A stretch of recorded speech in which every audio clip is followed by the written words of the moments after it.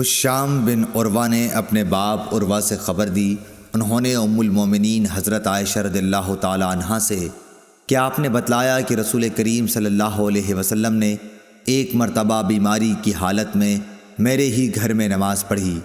آپ بیٹھ کر نماز پڑھ رہے تھے اور لوگ آپ کے پیچھے کھڑے ہو کر پڑھ رہے تھے۔ آپ نے ان کو بیٹھنے کا اشارہ کیا اور نماز سے فارغ ہونے کے بعد فرمایا کہ امام اس لیے ہے کہ اس کی پیروی کی جائے، اس لیے جب وہ رکوع میں جائے تو تم بھی رکوع میں جاؤ، اور جب وہ سر اٹھائے تو تم بھی سر اٹھاؤ، اور جب وہ سمع اللہ لمن حمدہ کہے تو تم ربنا ولک الحمد کہو،